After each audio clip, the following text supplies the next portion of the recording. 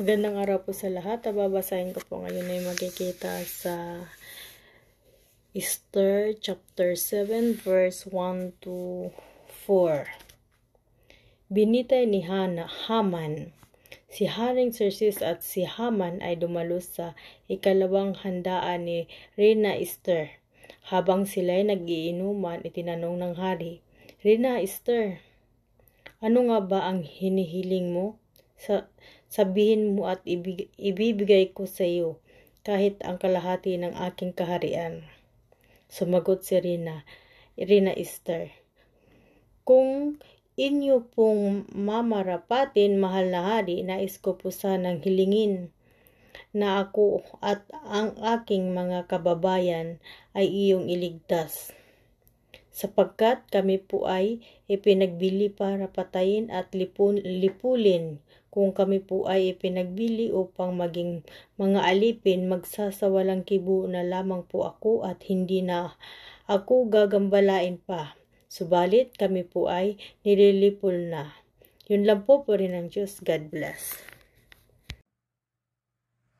Isang mapagpalang gabi po sa ating lahat. Ngayong gabi po ang aking babahagi mula sa Aklat ni Esther, Kabanata 7, Talata 5 hanggang 6. Itinanong ng hari, "Sinong may pakana ng mga bagay na ito?" Sumagot si Esther, "Ang aming kaaway at taga-usig, ang masamang si Haman." At si Haman ay nangatog sa takot sa harap ng hari at ng reyna. Purihin po natin ang mga lumikha sa pagkakabasa ng kanyang mga salita. Amen.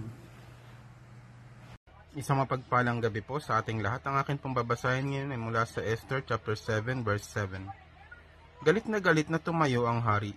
Iniwan niya ang kanyang iniinom at pumunta sa hardin ng palasyo. Naiwan si Haman na nagmamakaawa kay Reyna Esther dahil natitiyak niyang parurusahan siya ng hari.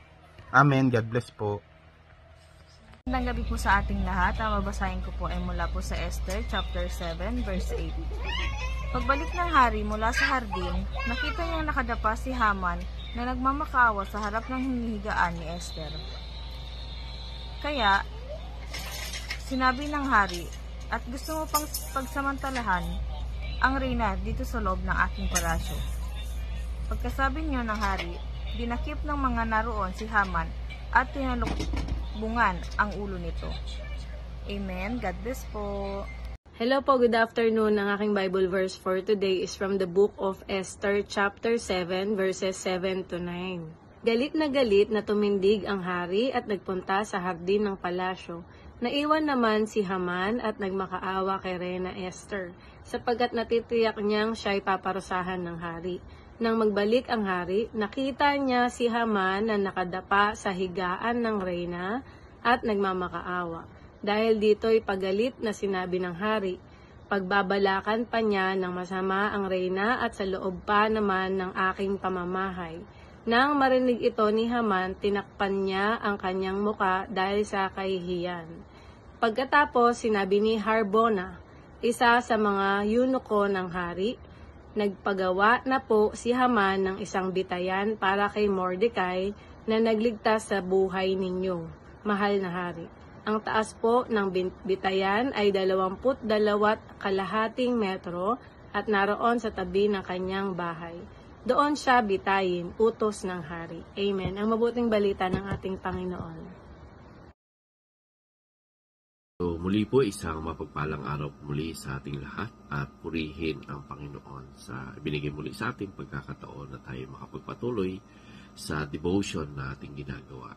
Ito po chapter 7 verse 10, no? Sabi po dito, kaya't kanilang binitin si Haman sa bitayan na kaniyang inihanda kay Mordecai na magkagayoy ang buot ng hari ay napayapa. Dito makikita po natin, no, yung masama pong balak ni Haman para kay Mordecai. Ito po ay bumalik sa kanya. So makikita po natin, no, yung inihanda niyang para pagbitayan kay Haman, kay Mordecai, ito ay nangyari sa kanya. So dito po natin nakikita na talagang ang Diyos ay hindi po nagpapabaya, no? Talagang He is the God of justice, na hindi niya hahayaan na mahatulan yung matuwid ng isang masama. Kundi dito po natin makikita na bumaligtad yung pangyayari, no? Tsaka dito makikita natin na talagang matapos mangyari yung mga bagay na yun, naging payapa yung hari. So, ibig sabihin, naging tama yung kanyang hatol na si Haman ang bitayin, no? Sapagkat nagkaroon ng kapayapaan yung hari. So, sa madaling salita, pag ang isang hatol ay tama, no? At ito ay nasa katwiran at ayon din sa kalooban ng Panginoon, ang paghatol ay magiging payapa para doon sa nag-utos. So, purihin po ang Panginoon at alam natin na marami pa tayong matutunan sa ibang chapter ng Esther. So, God bless everyone. Ang Panginoon pumuli ang mapupurihan.